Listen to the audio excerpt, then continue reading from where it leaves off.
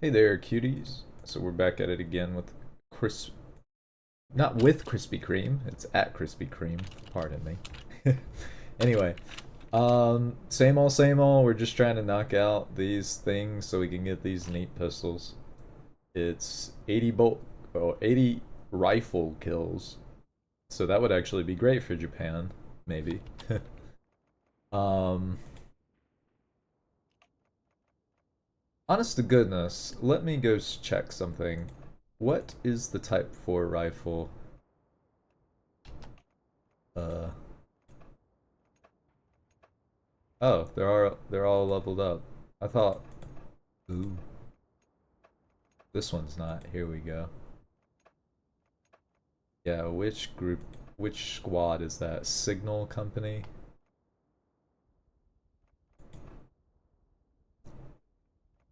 Oh well, I guess I'll just live with it. I don't know. We'll take all the shitty Type 4s and replace them with Atsus, I guess.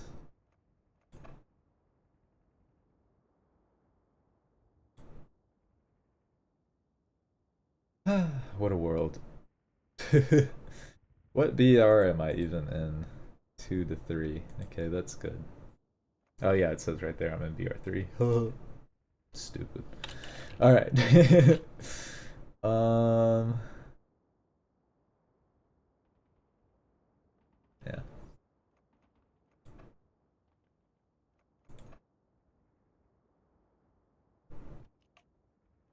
I feel like I got some event weapons from the last deal and I just did not even process it. Like I didn't equip it, but whatever. We're gonna go ahead and queue, and then we're gonna listen to the Nate Hagen's TGS 181 about localization and resilient communities. That's pretty cool. So here's that. Yeah.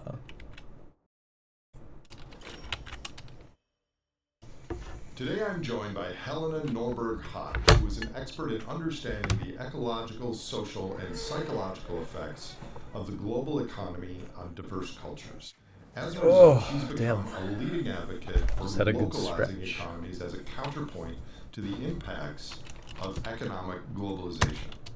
Helen is the founder and director of the international nonprofit organization Local Futures, as well as a pioneer for the New Economy movement and the convener of World Localization Day. She specialized in linguistics, Convener. including doctoral studies at the University of London, as well as with Noam Chomsky at MIT. She is the author of several books and the producer of the award-winning documentary, The Economics of Happiness.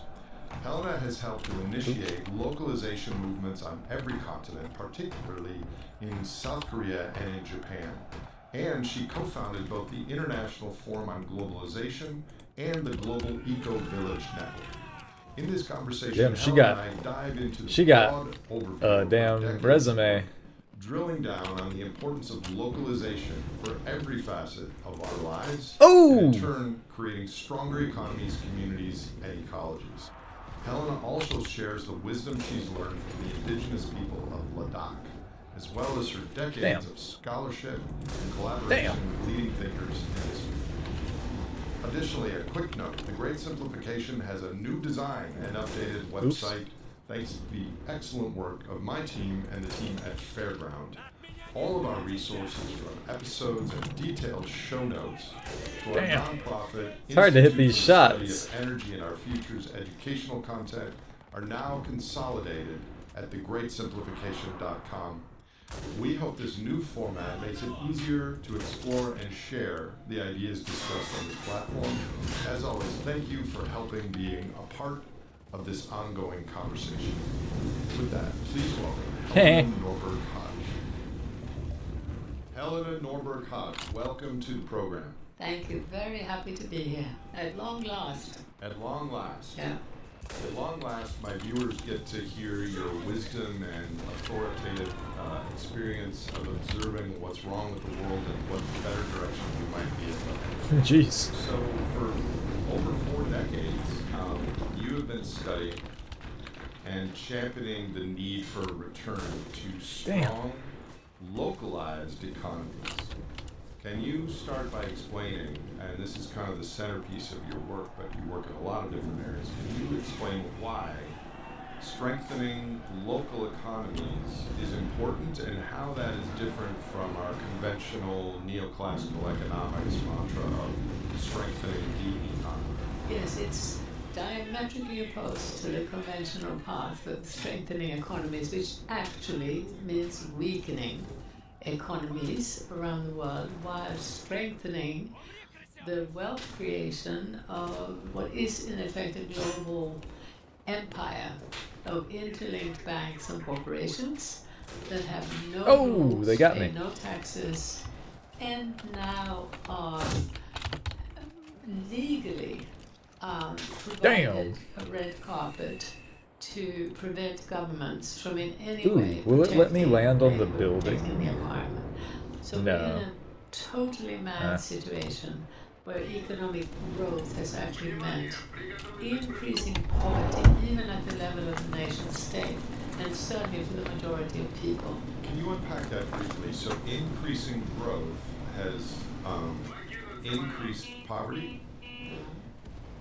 How is that? Well, you were saying neoclassical, and people talk about neoliberal, but my experiences have led me to question the foundations of the modern economy. So it's not just the neo, it's the actual principle of comparative advantage, which was imposed on cultures after slavery and enclosures had driven people away from the land.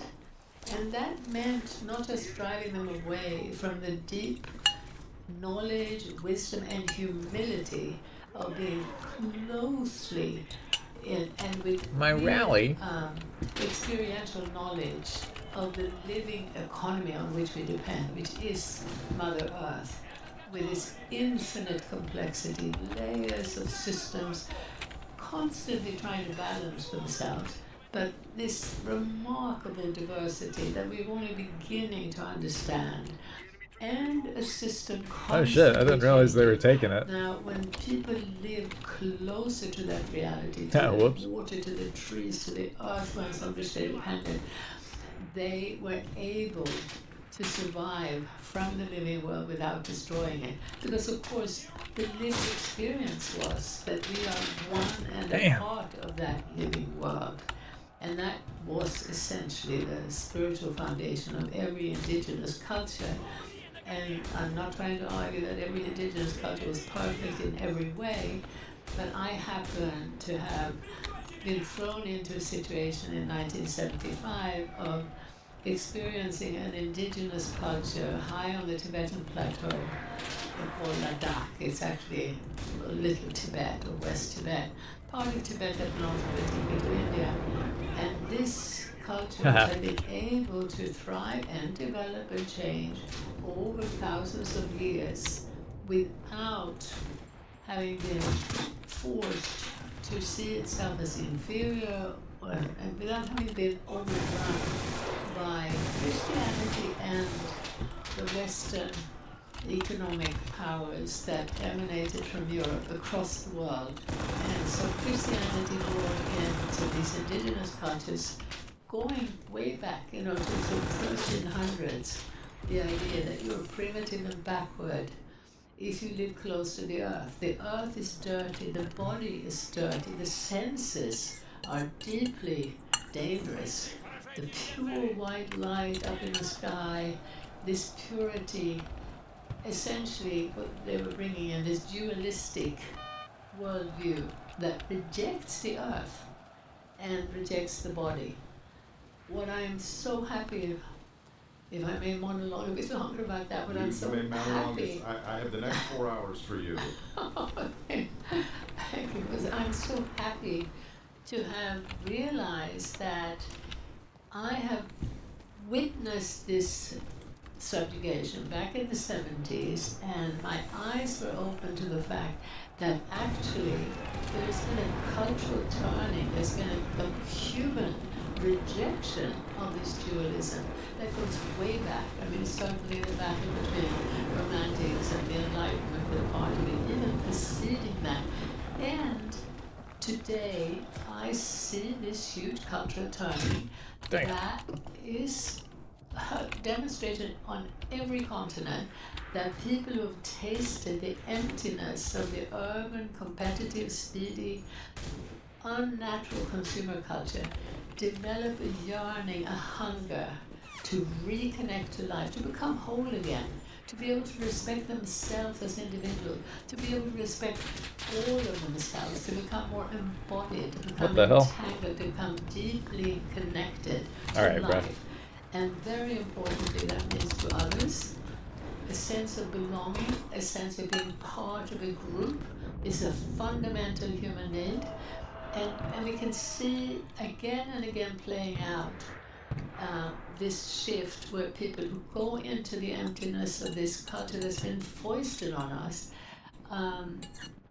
start trying to make steps in the other direction. So I feel extremely hopeful about the future in the long run. I feel life will prevail. Now, why I do work very hard and why I feel a sense of urgency is that we're at this crossroads right now where the forces that started with that deeply racist, misogynist, anti-nature worldview that has a very clear genealogy. We can name some of the men who expressly stated, these prejudices and this blind worldview.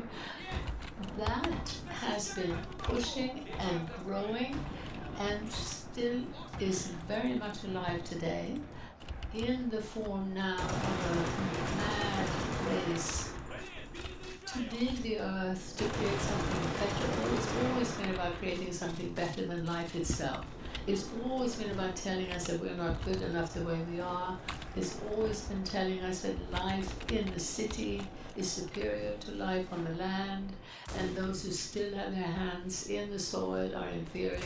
So that narrative has been alive for a long time and is still continuing and growing and is still affecting a lot of land-based people. We have to be very clear now about a worldview that's being pushed on us to continue taking us away from nature. So that's the sort of the crossroads we face, is that we have an inhuman, ultimately man-made system that was always pushed by elites, global elites that benefited from slavery and the enclosures. And the truth is that the elites that now benefit, even in terms of wealth creation, are far less than 1% of humanity. So let's please wake up with clarity about who's running this show, where is it coming from, does anybody want it? And do even those blind men who continue to push this type of growth on humanity, do they know what they're doing? I don't think they do. And that's what we need to do today to avoid even further destruction and to allow these billions of people who are still on the land or who clearly show they want to get back onto nature. Let's support that cultural turning. As you know, and because you follow the show, I will say that I should have been now trying to have get so many headshots. questions. I have like 20 questions prepared for you, but now I'm going to go off on a different tangent. I have my own speculation on this, but I'd love to hear your articulation. What is the relationship historically between headshots are not easy. Agricultural Revolution, Christianity, colonialism, and my concept of the economic superorganism, which is combine humans with large amounts of exogenous energy, add time, and hierarchies and a metabolism naturally ensues. How do you fit all those things together? Well, you see, I have a slightly different interpretation there. So first of all, I've seen the demonization of agriculture by the elites that at the very looking right at me.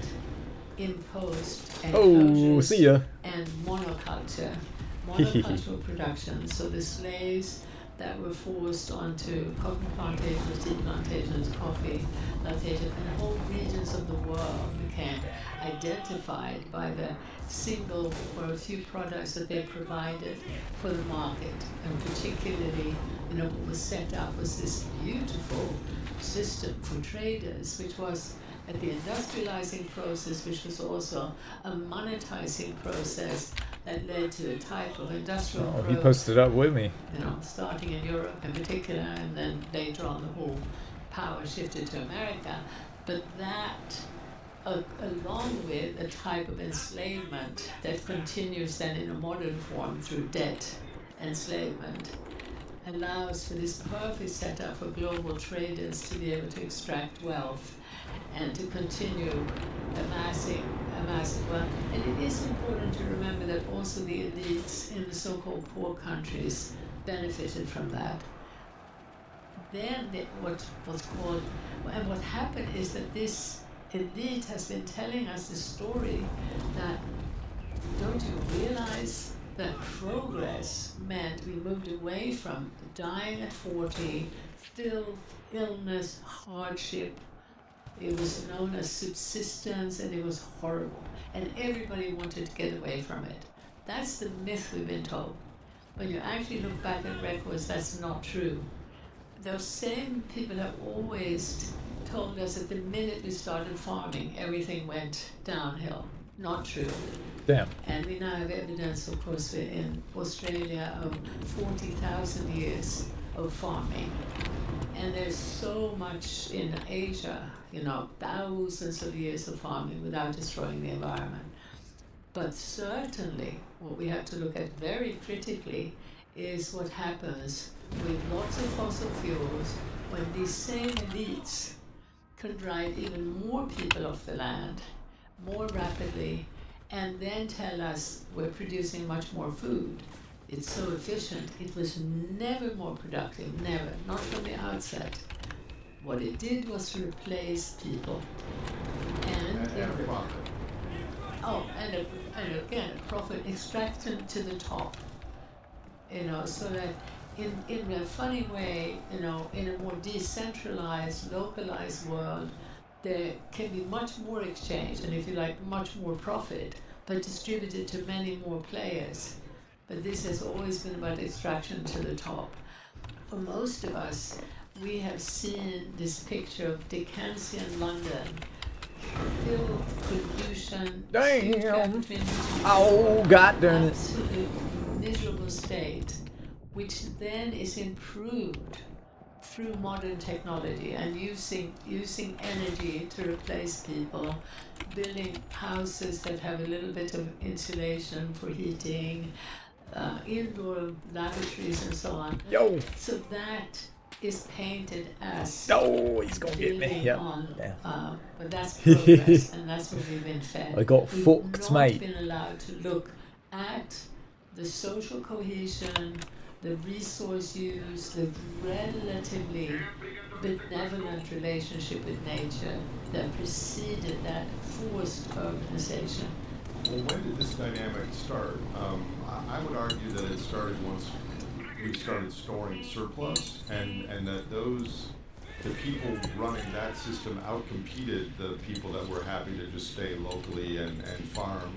And then that turbocharged and accelerated, and then, like you say, Christianity and colonialism and then fossil fuels, and then digital currencies, and now we're each stacking on top of what came before. When you say storing, again, I've seen, particularly in the culture that I know so well, in this part of Tibet, they were able to store some surplus. But you see, for me, the key is that when you're talking about storing surplus in the real world, when you're talking about grain or animals or fiber, you can Nice only throw, store bitch. so much. It's the financialization of wealth that leads to the real breakdown. Yes. That's where it starts becoming more and more toxic. But even then, because of seeing the psychological manipulation and the sort of the modern global economy coming into Ladakh, I feel that the most important rupture is really through industrialization. And as once we start getting so again, I don't want to say we, I am saying we, but once the elites become greater and greater, are able to manipulate more people, and then so we're seeing an escalation that really goes back to a point of departure that I really think we have to take seriously, is, as it were, the more indigenous state. And so we're really talking about a gradual process, but the most important breaking point is Not me missing every fucking round. fuels, that it takes on another dimension. Yeah, I mean, you look at the population and GDP per capita. Our economy today is 1,000 times bigger globally than it was in the year 1500. So let me tell you something I struggle with, and I expect it may mirror your experience. We could spend the entire podcast and some follow-ups Woohoo. critiquing the modern system and maybe persuading some others of the logic underpinning what's wrong with our current system. We could do that the rest of our lives. And the other objective is to build something yeah, more local, didn't get too many more headshots. lasting, more sustainable, more tethered But to who we are as pretty good. social primates in an interconnected world. How do you balance those two objectives in your work and in your mind / heart? Well, thank you so much for that question, because I am convinced that we need to try to do both. And I've been able to persuade a few people in my little team in Local Futures that it is for our own well-being and for the well-being of everything that lives. We need to try to slow down the juggernaut that blindly is still rushing ahead. And we have to be very careful that we don't end up only obsessing on that. And for me, I realized way back when that, well, I'm going to do everything I can from the outset to try to warn of this escalation in the wrong direction, when there's so much evidence that we don't want it. And then so much of it is happening because of blindness from the top down to the victim, to the poor. So let's devote some of our time to that, but be sure that we ground ourselves in life itself, and that we, on a daily basis, I would say, ensure that we breathe and come into that space of affirming who we really are. Damn, this lady is awesome, man. I don't know how I'd never heard of her before. Learn to absolutely feel everything from how what we eat affects us. I've always been amazed by the gap between people who are concerned about what they eat, but who don't seem concerned about agriculture, or the people who are concerned about how we grow food, but who eat the supermarket synthetic food. You know, it's obviously all connected, and so that's partly, yeah, as we become more aware, and it's very much as my friend Ian McGilchrist is trying to raise awareness about, allowing the right hemisphere of the brain some space and time. So we need to train that. I used to call it practicing a type of creative schizophrenia, that, you know, put on the left brain and does not say we're only going to lead by heart. We need head and heart and gut and hands, you know. So let's be really clear about what we don't want and where it comes from and what the language is, and let's develop the clarity that will make us more humble in the face of complexity and diversity. So I'm a scientist. I have a PhD in natural resources. I read scientific papers. I've written scientific papers. But increasingly I get this sense that the universe is like I'm surrendering to things that are happening that are beyond my control, and I can't explain that. You are my friend, and Ian McGilchrist is my friend, and I had no idea that you two were friends. Yeah, yes. And it just seems like this conversation on how everything is connected is robust, and there's a constellation of ideas and personalities and a growth of a real conversation that is happening. So let me ask you this. You say that Oh. you travel and you witness this change. Whoopsie daisies. Can you give me some examples? And how does the United States, I mean, you talked about the elites and the 1%. Does that also correspond to countries? Like, Fuck is your outside fortification. the United States, is there more of a Oh. consciousness shift towards back to the land and towards a recognition that we are disconnected from Alright. who our I'm gonna AFK for a ancestors moment. could be and who we might be? What are your thoughts? Just give me some examples. I ended up in California in the 70s, and it was like paradise. It was like this, left-leaning politics, Buddhism, ecology, and we ended up, I taught at Berkeley in the department called Energy and Resources, which was one of the attempts to set up a more holistic, interdisciplinary department. And I was connected to some in Scandinavia and Germany. But I would say back in the 70s, California was like way ahead in terms of the ancient futures ahead. And I'm talking about ahead, really deeply recognizing that nature is our home, nature is our only economy, every single thing we need comes from nature. Just to understand nature is a business, so I to understand and work with her, with Mother Earth. And a great sophistication, and for many, many years, we ended up setting up an office in Berkeley, so I was there every year. But I was also witnessing, I was going back to Ladakh every year, and what I had found in Berkeley in the 70s was particularly, I would say Berkeley was like the biggest bubble of all, but all around Europe. I wasn't yet involved in Australia then until the end of the 90s, but I was also connected to people in Africa and South America and so on, so really globally connected. And there were these trends everywhere, but Berkeley was probably the strongest and biggest center. But, my theory back then was that, in fact, in America, both the search for alternatives, if we want to call it that, this coming back home to nature, was stronger than, say, in my native country of Sweden. And resistance to what is actually a corporate superstructure, the resistance to that, the awareness of it was also stronger in America than in Scandinavia. Whoa. And my theory about that what was is that thing? We had oh, damn it! That always happens. That had not allowed fucking hell brutality of the corporate machine that had been allowed in America. And so with that brutality, more awareness had also grown. And that was why there were so many sophisticated thinkers in America and such a strong rejection of that corporate system.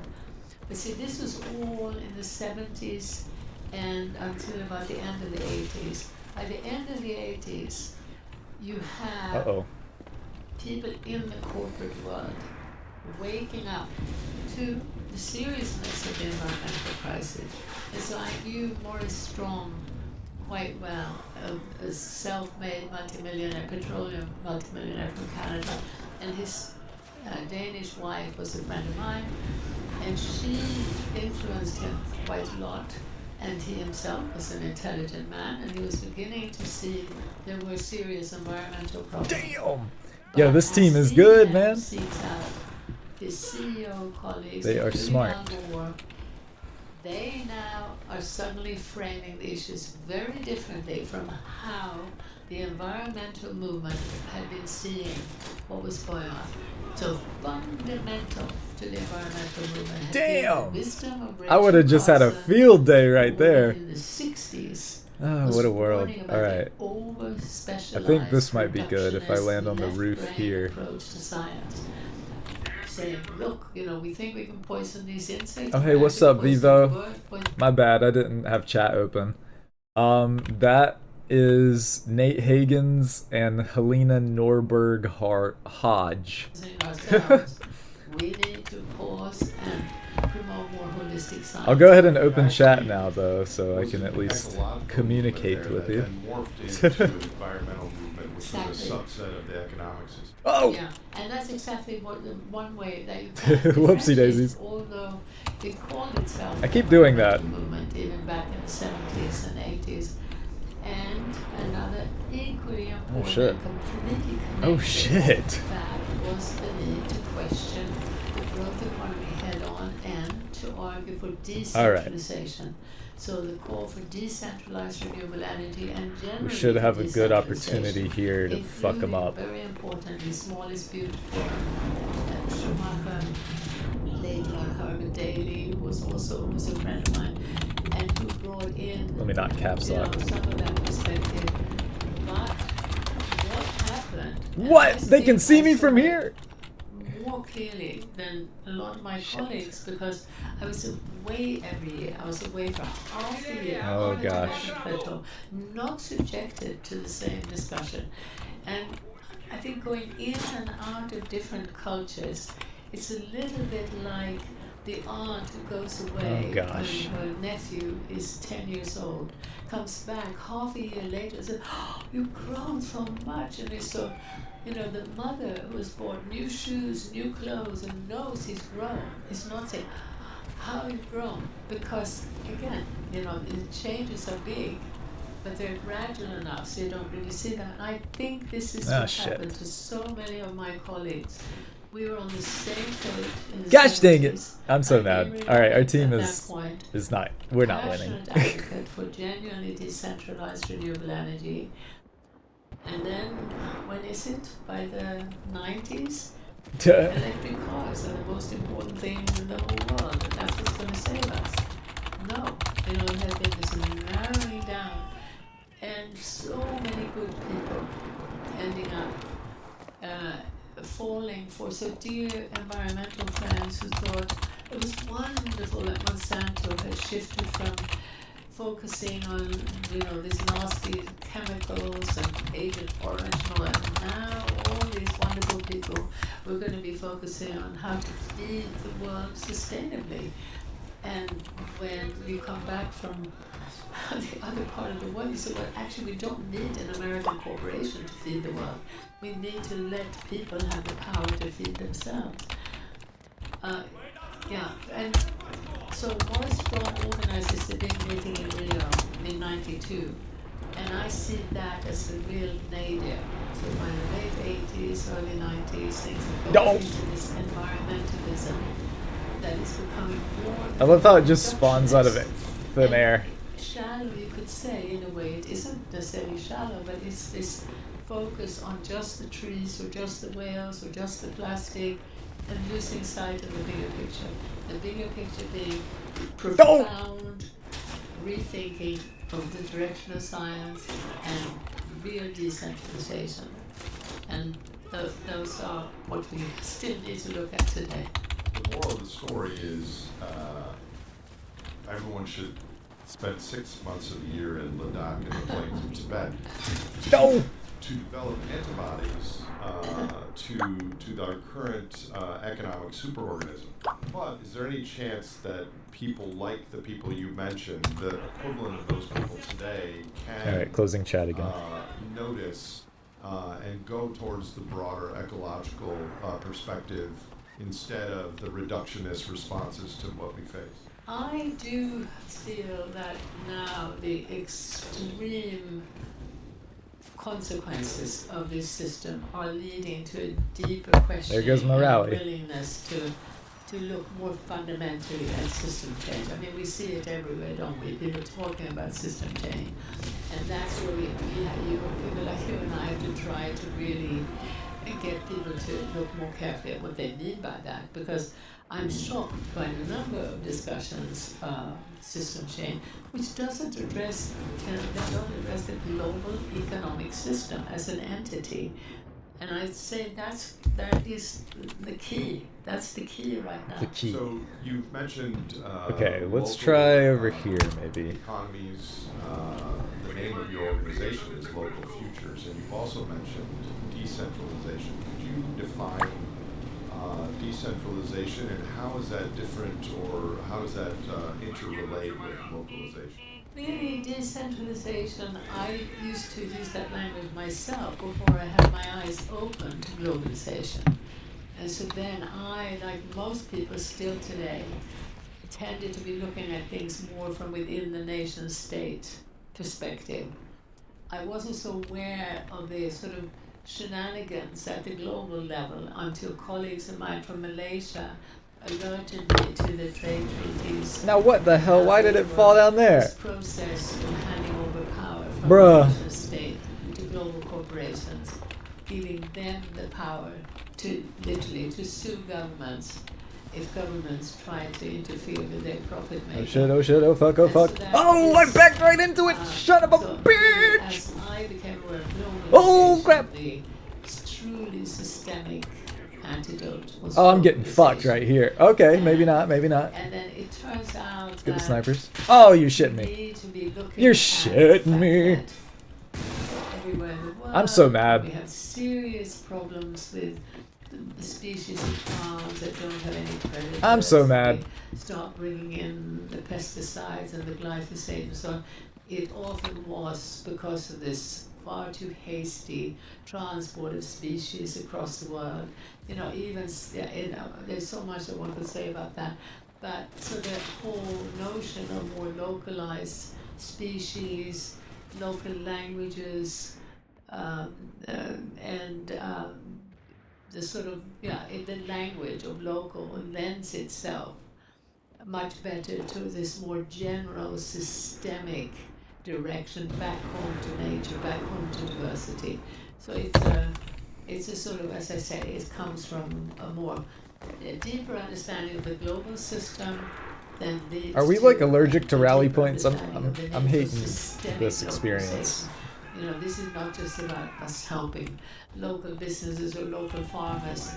As we were saying earlier, a lot of the government attempt to Yeah, I only have 20 kills. This grow match sucked. the local is nothing more than just helping them to compete Actual with ass. a globalized system where the rules favor energy-intensive, resource-intensive, polluting practices, whereas employing people and working with the natural world is punished. Can we have local economies that are healthy and resilient and grow sufficient food with 8 billion people? Absolutely. With 1 billion people, we must localize because it's precisely the wonderful truth Woo! that in order to tend to this incredible diversity and to do so with compassion, with gentleness, with real care, requires people to nurture back the trees, the bushes, the clean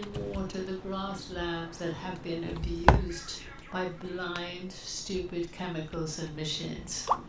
So we need that care. We actually need more people on the land.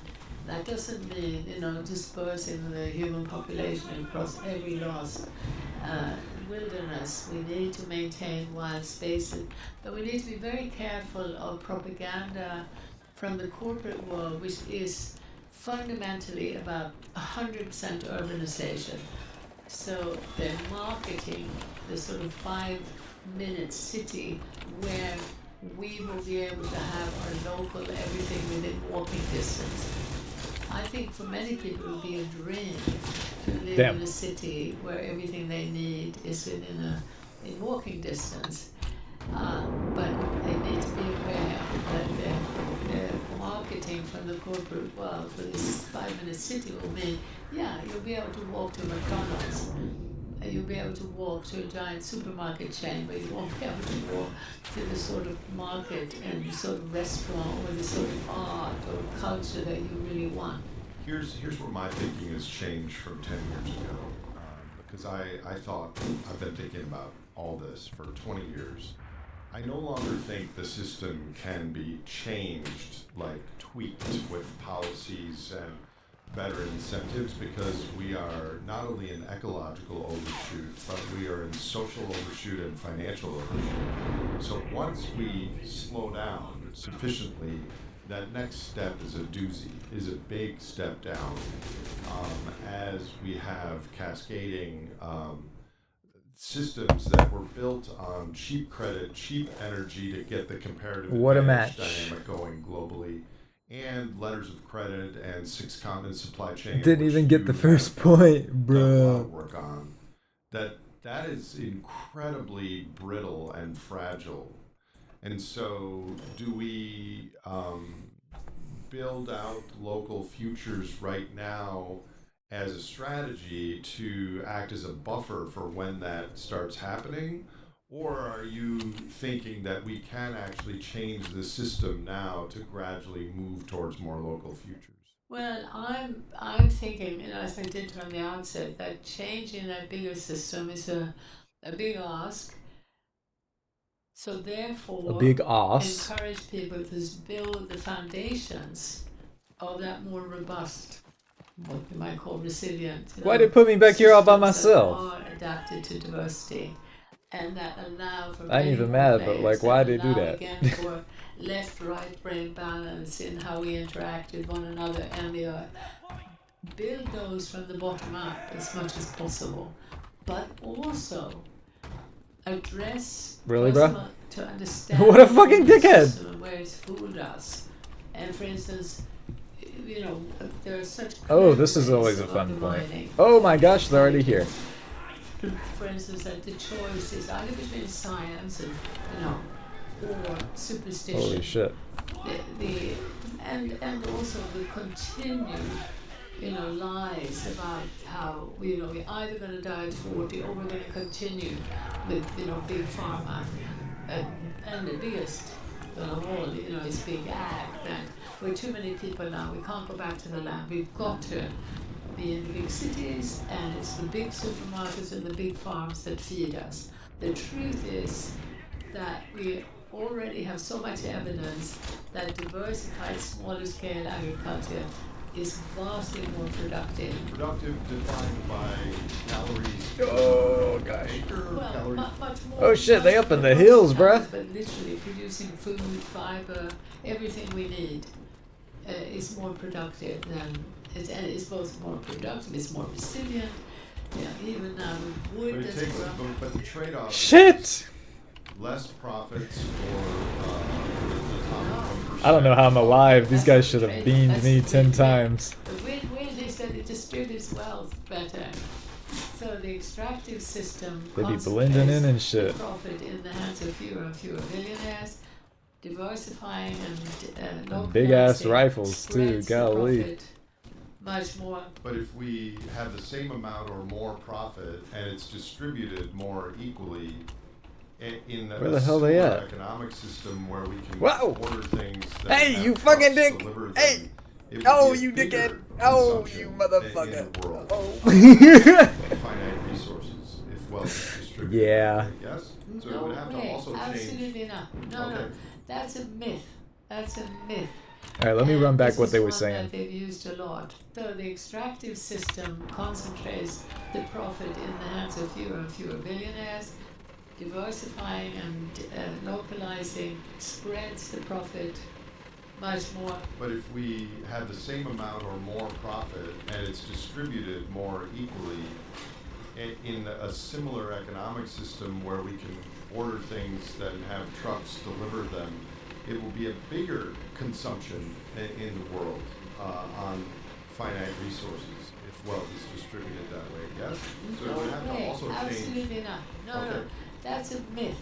That's a myth. And this is one that they've used a lot. And that's included things like when we started pushing local in the early 90s in England, there were these studies that came out talking about, it makes so much more sense to buy land in New Zealand because in New Zealand the energy is all green and in England it's all brown. Just completely, never actually contrasting farms in England. We didn't use brown energy, only limited and small amounts of renewable. But Yeah. and also they said that the distribution Yeah. is so much more energy intensive. Absolute rubbish. And Damn. the centralization in this global system has also meant We getting even 50 shades of that fucked up right here. Schumacher, talking about sending biscuits from southern England to northern England and sending them back again. I mean, the amount of energy that's being used for this transport and distribution. Sandwiches made in one place in England and then distributed across the whole country. No way. If you were to make the sandwiches in a decentralized way, would you be using more energy? And by the way, another one that they also use is, oh yeah, but don't complain about flying shrimp to Thailand to be peeled there and then flying them back again. Because if we were to peel the shrimp in England, we'd all use machines, whereas in Thailand, they do it by hand. And it's just absolute rubbish. Oh, we're dead.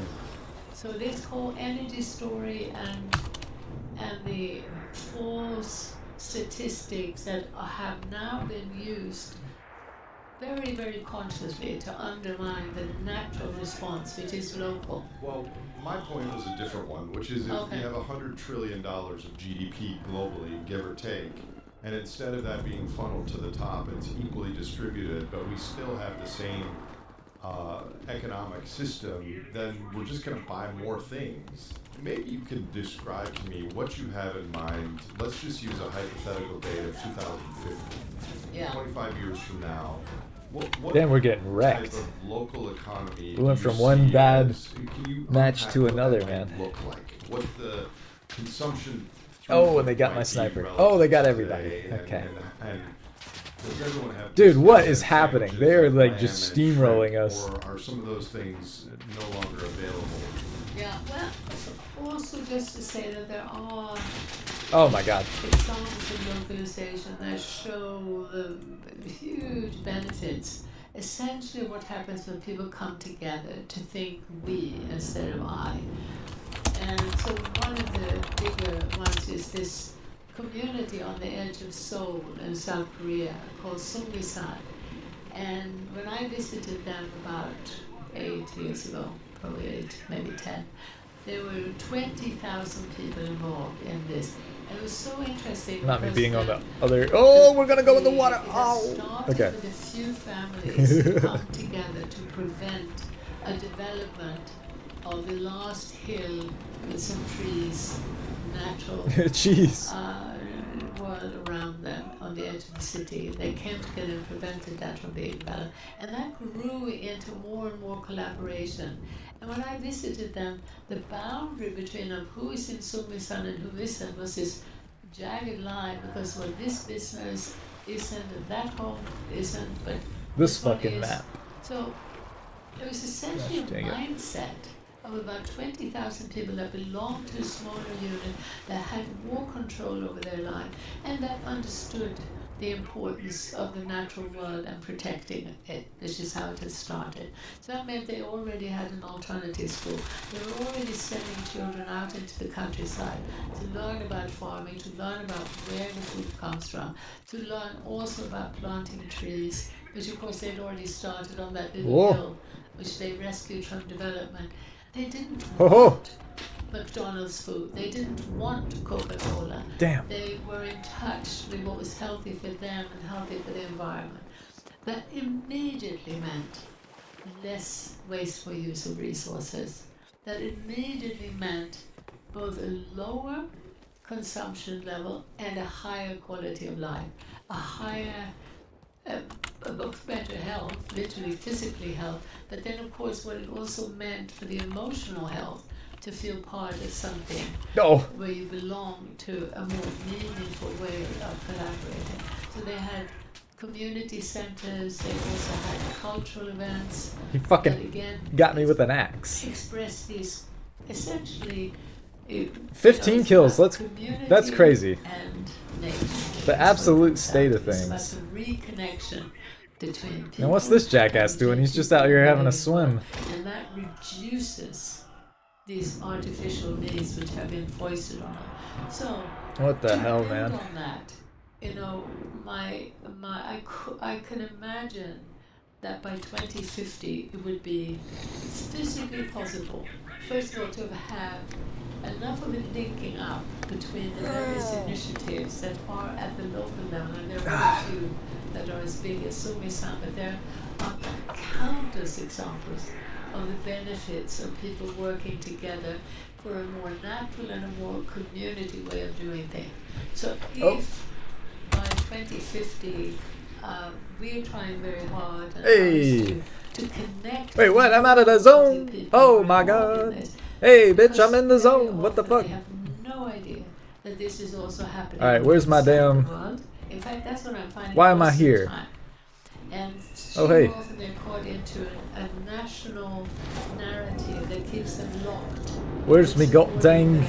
Bad Where's me past, box? bad past, and not being strong enough and Me box. hopeful enough to maintain the energy that it takes to do these things. Alright. I fully agree with the social capital, the community, and the connection to nature, that if we had those things, I wouldn't need, or someone wouldn't need all the gadgets and traveling and distractions. But just tell me, I mean, roughly, the average person in the United States uses 100 times more energy in our exosomatic footprint than we eat in our bodies in calories. So if we did have local futures around the world by 2050, what would be the footprint relative to today, give or take? We need desperately to have more funding to do research, to demonstrate some of these things. For instance, when I came to Australia, people weren't talking local. And I was able to introduce the idea and to help get lots of farmers markets started. And these flourishing farmers markets in a place like Australia are such a beautiful example of creating We're toast. an economic incentive for diversified production. Then we gonna hit those 5 matches easy, man. Encourages Oh, farmers gosh. to diversify. And you're creating a market which means far less energy and distribution. You're talking about a market that doesn't need any plastic. Oh my You're gosh. talking about a market that would be 1,000 times stronger if the corporate world weren't so alert that it's lobbying governments to bring in regulations that prevent these things from going stronger. So they bring in all kinds of bogus regulations that prevent, for instance, the use of glass bottles, or even, I don't know if you've ever been to India, but they had these beautiful clay pots for yogurt and for tea banned, more or less. Now, as far as I'm concerned, everything I've seen is that you're talking about an exponential reduction in resource use and an exponential increase in the quality of life. Now, to come back also, it would mean that for those who really crave strawberries in the winter, living in, where are you, in Michigan or in Minnesota, they could have them. But those strawberries would cost the true price of that transport. And What a fucking world. when farmers are encouraged to do what is happening, which is to diversify to a much This greater is terrible. extent and to bring back the infrastructure, the local infrastructure, you would be amazed at how much you can produce even in a few greenhouses to have some of the things that people would like to have fresh in the winter. Yeah. So let's talk about that. So the listeners of this show are a captive audience for the things that you're saying. So many people currently live in communities where there's very little awareness of the value or the potential of localization. So what have you found to be the best first steps for individuals, families, groups of humans to help move their economies, their communities towards local and regional resilience? Shit. I would like to find a much better way, but certainly we do get very positive feedback from the films we made, like The Economics of Happiness and so on, and where farmers and permaculture activists and so on have said to us, "Oh, you made me realize how important it is what we're doing, and even though it's hard, we're going to continue."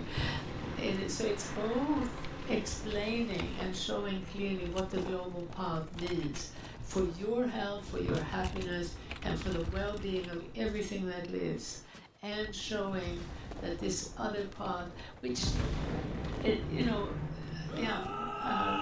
multiple benefits. What we also have to realize is we have so much experience in this that we're not recommending local currencies. We found they don't work. At this stage, we would urge people not to think of that again and again.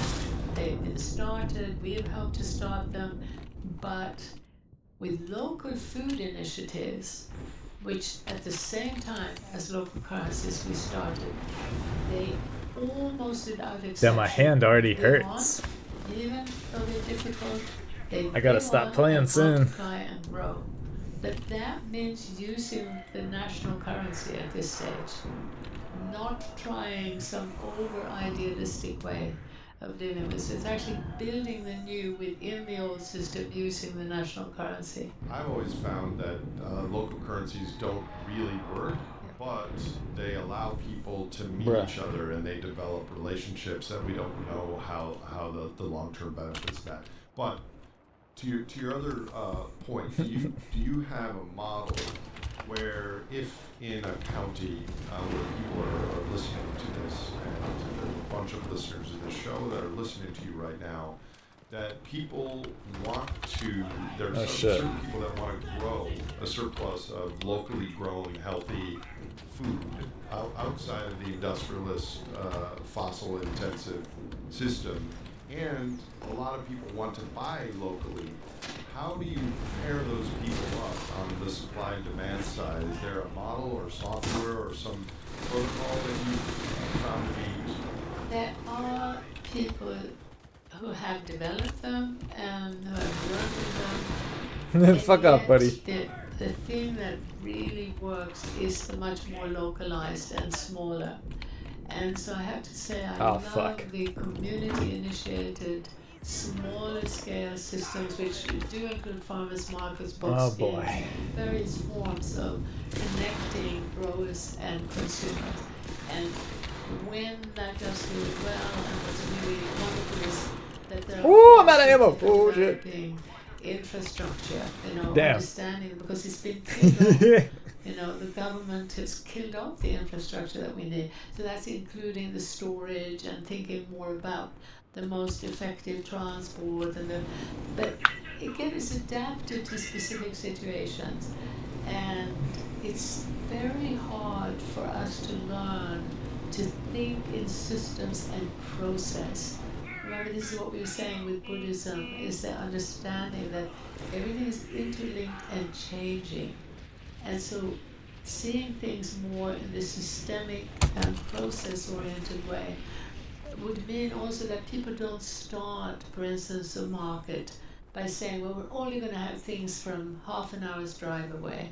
Instead, they would say, oh, well, right now, the beef is coming from Argentina, and the apples have been, apple juice comes from 5 different countries. Honestly, it does. Oh gosh. So now we're going to be getting it from maybe 200 miles. No, my engineer. Oh, everybody's dead. Okay, fuck my life. Process, so shortening the distances and the diversification, and it's what's wonderful about this, particularly around local food, and I want to remind people listening that this is then also about wood for building materials, even for heating.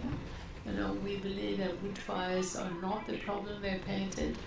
And it means fiber. So for all basic needs, part of this whole process also includes natural building. And all right. It's recognizing that the more labor intensive. Why every lobby we are allergic to rally points? Profoundly enjoyable. And where you see this is in very grassroots movements, the permaculture movement, the eco-village movement, the eco-varsities movement. And so there, people get to experience this. And we have lots of examples of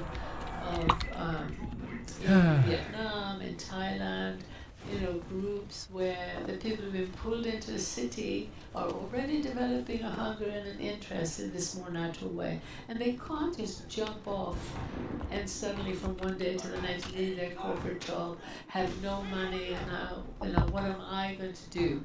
So partly what we're trying to get people to understand is that there's so much you can do by liberating yourself intellectually and time-wise to explore other ways and to develop and have a gradual process of liberating yourself more and more. But don't jump off. Don't try to set up a community where you kind of all put your money in one box and live happily ever after. It takes a certain sophistication, and it takes learning from indigenous culture. And there I sometimes get so frustrated. But I said learning from indigenous culture. I mean, most people haven't had access to that knowledge, so I can't blame them. But what's happened in oh shit, bro, the sort of bro got fucked up. and eco-village movement is that because people haven't looked at the global system at all, they constantly blame human nature for the problem. They constantly blame themselves, their own culture, and focus on nonviolent communication, on sociocracy, and so something that can be very helpful. But I think it would be a lot more helpful to be more literate about the forces that keep separating us and that keep us insecure, and the simpler ways of connecting. And one of them, can I just say about that, is very important. Damn, dude, we are just getting fucked sideways. Is to come together to sing and make music together. And not about showing off, not about being perfect, but it's actually an archetypal, spiritual, if you like, connecting technology. I don't want to use the word technology, but it's a practice that virtually every pre-modern society knew about. And it's so enriching and rewarding. What else have you learned with your time in indigenous communities that you can share with the listeners? Well, again, so much. I mean, one of them is for the children to be using their bodies, to see the traditional situation where children want to emulate the elders. And when you allow children to grow up in a more intergenerational context, the 4-year-old happily emulates the 6-year-old, and they want to emulate the adults. They actually want to become productive members of society, to use their hands, to help milk the animals, to help even in the harvest. It's remarkable how modern education has just cut off any of that knowledge. And by segregating children into monocultures, they have created a knife that cuts through collaborative and kind relationships. All right, where are they at? Monocultural breeding of children is one of the most cruel things we do. And so I'm a great fan of the Steiner schools. For me, not perfect, but unfortunately many of them are losing their adherence to trying to keep the age groups together, and also losing some of their sort of strict thinking about technology. But some of that's coming back. Oh shit! As the awareness now of the impact of the screen on young children is growing. But so to see in Ladakh this black and white change, the traditional incredible, beautiful relationship between the oldest and the youngest and everybody in between, and then to see the segregation and the separation, to see people who couldn't even understand what depression meant, and suicide didn't exist basically, maybe an old person in a generation, to now have suicides among young people once a month. The change of the traditional way of life and the impact of the global economy is so black and white and so instructive, and so much positive learning from that. Among others, trying to avoid children playing with just children of their own age group, do exactly the opposite. Help them develop as many significant others as possible to relate to, and ideally of different ages. Help them to connect to the more than human world, particularly to animals. And that's where domesticated animals are actually very important, because we should not connect deeply to the wild I feel a bit guilty. I love feeding some of the birds, but we shouldn't really be interfering that way with the wild. But to see in these traditional cultures, and I have experienced, many of the women that just Oh, adopt, jeez. even in rural Spain, where my husband and I lived in the 80s, the connection to the domesticated pigs Oh, and gosh. goats and cows was very, very important for learning the language and the communication between humans and animals, and so important for the children. Oops. And all the time developing hand, All right. eye coordination, and moving their bodies. To then see what happens when you take like 5-year-old, 6-year-old boys and make them sit still all day in front of a screen, and you feed them sugar, and it's a recipe for violence. And that's what we get. And it wouldn't be that difficult for us to bring fundamental changes to the school to prevent this. But they didn't need to run, they could run up, mountains at 1,000 feet and back down again, and just full of energy, using their bodies, their muscles, and yeah. So there's just, this is such a huge story. You've worked for 50 years on these issues, and like the people listening now, like more broadly than your work, you're aware of what we face. So what can someone listening to this episode do facing the great simplification, the economic superorganism, climate change, inequality, the machine that you described? What can they do right now to help address these issues, or is it all up to politicians and leaders? So first of all, I want What a you to goober. remember that the inequality, the epidemic of depression, which by the way we haven't spoken enough about, because I'm really hoping that can be an avenue for waking people up, that young people around the world, in every culture I know, the depression, anxiety, and mental disorder is escalating very rapidly. People need to know that that's connected to the rising emissions, that is connected to the political instability, that is connected to the complete failure now of the political left and right, because the political left and right have been pursuing the same globalizing policy. So the sort of corporate empire lies behind all of these crises. So one of the first things we want people to remember is that they are connected, and that's why the big system picture Well, there we is go again. essential.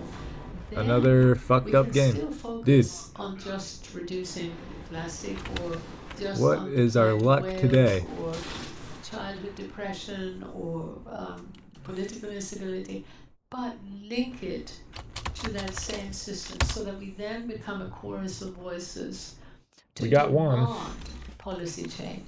All right, what we would need that policy 6 change look like? It would headshots. It would need international collaboration. I guess let's try to do it. which And is once I why get it, we're I'll trying to just build cut the up stream an off. international movement for the shift from global to local. That's in part to build up that collective voice for the change that needs to happen at the global level, where governments are now forced by the voting citizens to take back the power from that empire, bring it back down, so that there's democratic oversight for business. Now, it's very difficult to persuade business people of the need for democratic oversight, because all around the world, businesses are being squeezed by heavier and bigger and more outrageous bureaucracy, this heavy weight, which makes, of course, businessmen hate government. And that hatred of government was translating into the swing to the right, as ordinary people also are incensed by a lot of the red tape regulation. They're being squeezed both in terms of bureaucracy and financially. And they only see the state, they see the government, because there isn't enough discussion of the global empire behind the nation state. So that then leads to this swing for laissez-faire government. And the demand for the Malays and the Trumps and so on. Sweden is swinging to the right, Germany is swinging to the right. Now in Australia, it's a really clear pattern when you look at it globally. And so we need to not focus on Trump, not focus just on the swing to the right, but understand that that is a consequence of not addressing what's happening at the global level. Once we do that, we have the potential for the most remarkable coming together, very strong unity around what everybody would want. I mean, I really believe, almost without exception. So that's the building up of hope for real systemic change, policy change. But in the meanwhile, at the local level, you can start taking steps. And we, in Local Futures, we sort of basically, we offer you, Oh, jeez. well, I shouldn't say a promise, but we offer you what we see as answering the question of what can I do right now to feel better, Damn it. to support myself and my own well-being, while simultaneously working on change in the world at large. So in Local Futures, we offer materials that can help you move in that direction that will be beneficial to you right now Bruh. and help you to start looking through this mess of one crisis after the other where you just don't know where to look, and it just seems like people are in overwhelm. You're in overwhelm as long as you're seeing these crises as separate, but you're also in overwhelm if you don't recognize what this machine is doing to you. And so part of the journey that we would like to take you on is so you see more clearly how you too are being affected by this barrage of propaganda that make you feel inferior, that blame you for the climate crisis, blame you for what's going on, blames humanity, blames human nature, points to everything under the sun except the real cause. So this path that we're recommending, we try to leave people with 5 words to try to sort of Oh, you dickheads. All right. schemata of what you'd be doing. You would be, as a first step, reconnecting. Well, that's great. Then you'd be rethinking, and then you'd be willing to do resistance and renewal. So resisting and renewing and rejoicing on a daily basis. So these 5 R's, and the reconnection is a reconnection to others as primary, and simultaneously and often together a deeper reconnection to nature. The reconnection to others What? and to nature. You're is shitting me. That just did nothing. It's not just Bruh. it's profoundly spiritual. It's Bruh, bruh, bruh, bruh, bruh, bruh, bruh, bruh. What the hell? Why can I spawn right there? We sort of the reconnection to others does not get enough airtime now. So many of my indigenous colleagues Yeah, no shit. are constantly reminding people of their connection to nature. But what I experienced in Ladakh showed me so clearly how that fundamental need, of course every child that's born needs to be held, needs to feel cared for, needs to belong. And we in the Western world were deprived of that as we were enclosed and pushed in and cut off. And from Freud onwards, no one ever studied healthy people. They were studying people who were traumatized by that rupture, because the rupture from nature was concomitant with the rupture from one another. The intergenerational fabric was thrown into a little nuclear family, afraid and traumatized. So what I had the experience of living with was truly healthy, deeply self-respecting people, because they had that sense of belonging from the beginning. In the West, AA, Alcoholics Anonymous, is a wonderful example of how the most entrenched addictions can be healed very rapidly through that deep community building. It's the we are healing together, we see each other. I can love and respect you even though you have these deep problems. that knowledge is what we need. And if we can do that with heroin addiction, we should surely be able to do it to get over our fear, anxiety, and trauma of today. And AA linked that to a spiritual journey, which in the beginning was Christian, but now they're including and liberating that to also a nature spirituality. And so I would urge people to think of together doing vision quests. If the biggest poverty now is time poverty, but if you're a group, if you start this journey by identifying 2 or 3, maybe up to 20 people with whom you work together with, and ideally you will living where'd it each go? other, you Damn can it! each other's homes. And then you can plan how one person will look out for where would be the best place to go out as a group of families for a type of vision quest. I don't think I've got the headshots And still. we can modify it so that the children are there and they're not just playing football, they're also learning to feel the wind on their skin and to learn the beauty of the stars, the reconnection, and then the rethinking of this, everything I've been talking about. Yeah, I'm curious, Helena, what do you care about most in the world? What I care about most right now is just praying and hoping that there'll be this big wake-up, because I think we're just trapped in a blind support for a system that no one wants, not even the people at the top. Very, very few psychopaths actually. There's just this blind rush and fear and the belief that I care about more than anything is, can I contribute to wake up? Will I be able to see before I die a bit of that wake up which will bring us together? And of course there will be difficulties, everything will be roses overnight, but just such a sigh of relief that people aren't being so duped by the assumption that we can't change it, or that there is no other way, etc., etc. Well, there is a wake-up happening. It's just a question is if 1% of the population or 10, I think you would agree that we would like to see 10% or more.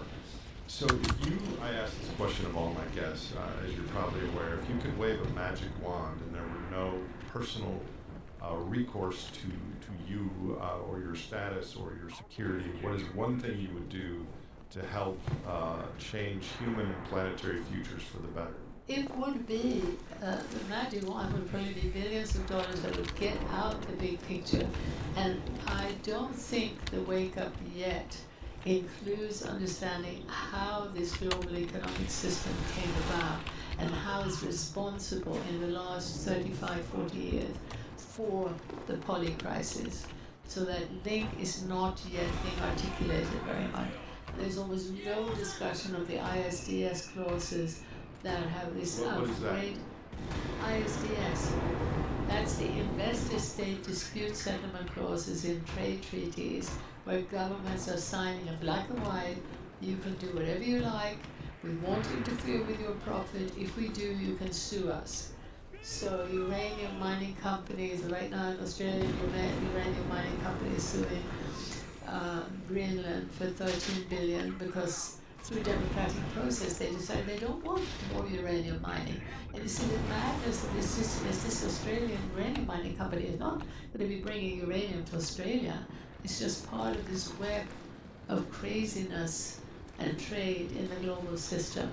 And so that disempowerment of the nation state and the nation state having sold out to that empire. Damn it. So both left and right have been setting out for the Whoa! 35 years. Holy shit! Period that these crises have escalated to such enormous proportion. Alright. So how can people find out? Here you go, bitch. Oh, you son of a bitch. There's another tank. There's always another tank. And understand more about your work. Yeah, please come forward. Oh, shit. And you'll find Well, that was annoying. a whole array of films, Oh, I killed the tank, huh? animations, books, reports, and conferences. We've been doing a series of conferences called Economics of Happiness conferences, and the Localization Action Guide, which gives lots of examples in various fields and examples of what's going on that you can follow. And you can learn more about the 5 R's and we're trying to connect sort of local hubs around the world that can also stimulate each other. So there's a lot of positive material, and I think, as I said, this is a journey of restoring your own well-being in the midst of this craziness, in a very focused way, and at the same time looking at what you can do to improve the well-being of everything that lives. Helen Norber Hodge, thank you so much for your time today and for your 5 decades of work on these issues. We've been fighting the good fight. Well, I'm so honored to be with you and love what you're doing and look forward to talking again. If you enjoyed or learned from this episode of The Great Simplification, Jesus. please follow us on your favorite podcast platform. You can also visit thegreatsimplification.com for references and fucking show tanks, notes bro. from today's conversation. And to connect with fellow listeners of this podcast, check out our Discord channel. This show Damn, we got is through a hosted whole by episode and we didn't Idiots, edited finish by the Young dailies. That's Troublemakers terrible. Media, and produced by Misty Stinnett, Leslie Batlutz, Brady Hyan, and Lizzie Sirianni.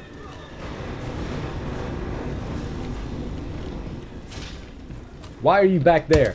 Come the fuck on. They killing me, bruh.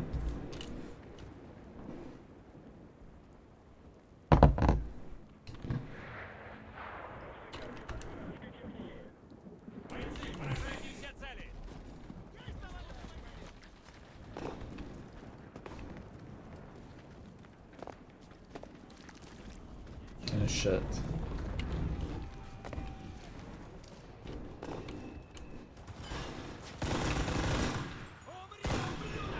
Quit your turning around ass shit.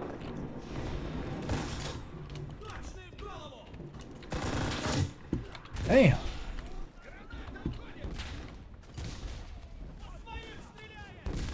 Nowhere is safe.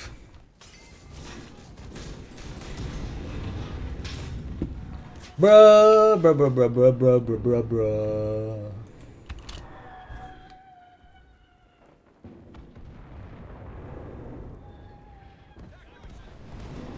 Внимание! Приготовиться к прыжку!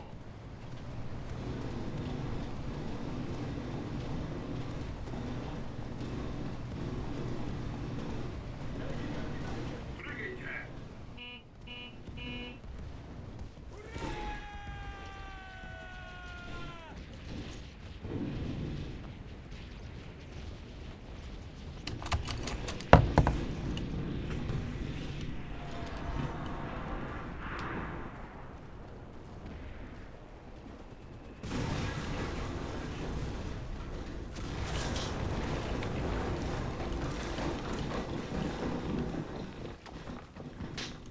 Yeah, that, yeah.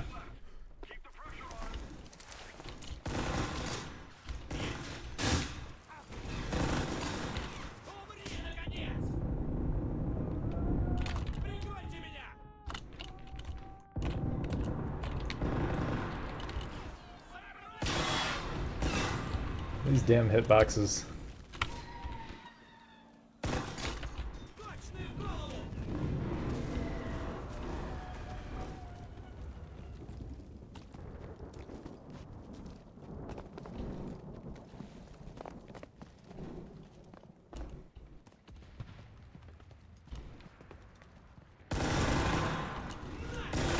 Oh gosh.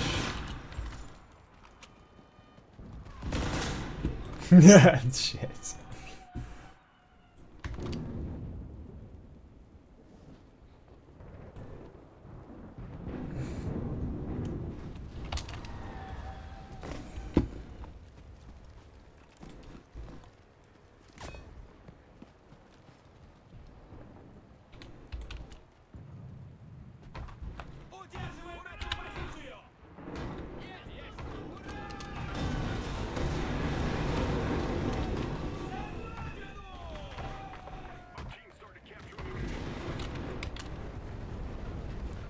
We're winning. Oh, could we get 5 more MG kills? Probably not. There's one. Yeah. Damn, they didn't put up a fight at this last point at all.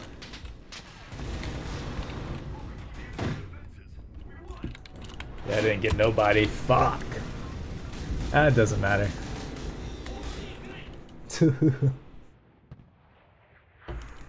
Gotta love it.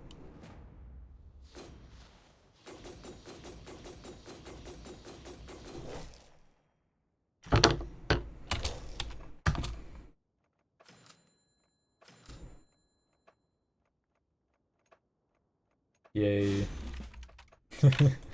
Alright, and with that, we will be heading off.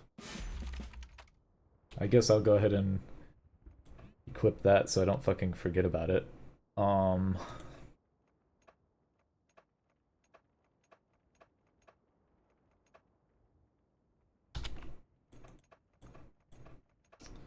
What would be good?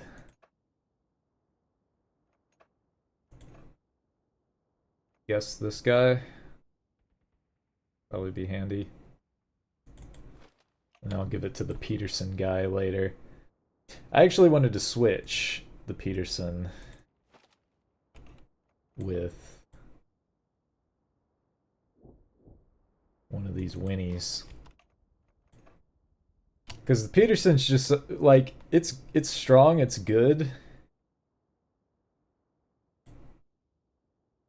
But I hate the sight for it. So I'd rather the engineer have this kick-ass weapon than the piddly-ass Peterson. Anyway, that's going to be all for now. Thanks for checking it out, and y'all take care. Bye.